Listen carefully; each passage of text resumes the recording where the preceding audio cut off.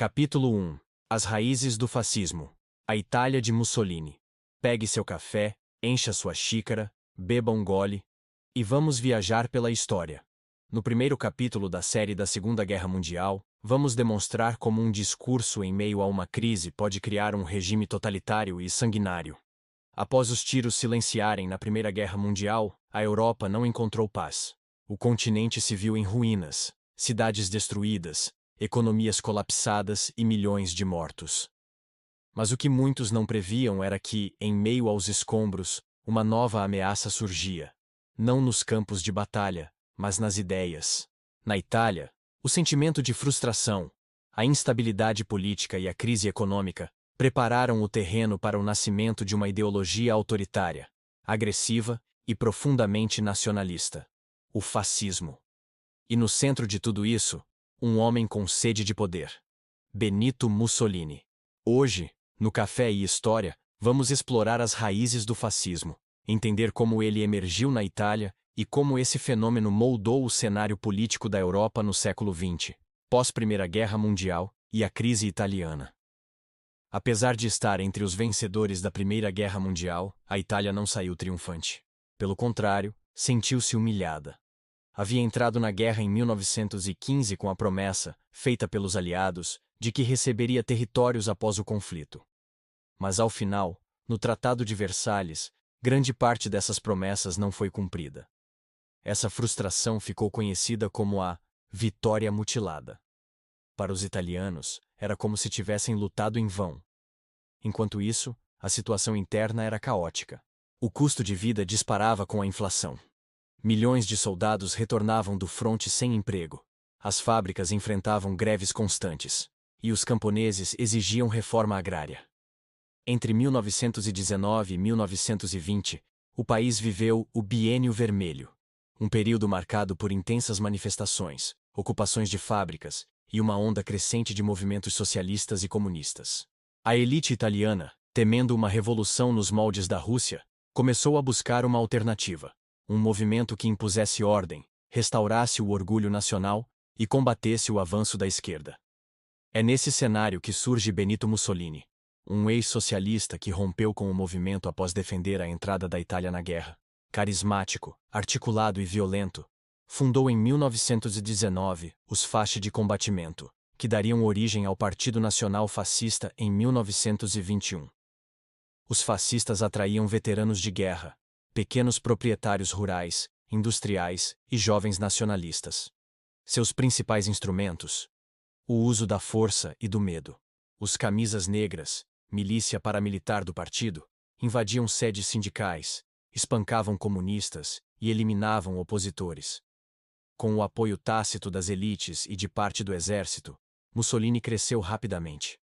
Em outubro de 1922, ele organizou a Marcha sobre Roma, um movimento coreografado para parecer uma tomada de poder. Cerca de 30.000 fascistas marcharam em direção à capital, e o rei Vítor Emanuel III, temendo o caos, nomeou Mussolini como primeiro-ministro. Sem dar um único tiro, Mussolini chegou ao poder. Era o começo do fascismo no governo italiano. Mas afinal, o que é fascismo? O fascismo não é uma ideologia com base teórica sólida como o socialismo ou o liberalismo. Ele é pragmático, contraditório e violento. Mas tem características bem definidas: nacionalismo extremo, autoritarismo totalitário, anticomunismo radical, rejeição à democracia liberal, militarismo e culto à violência.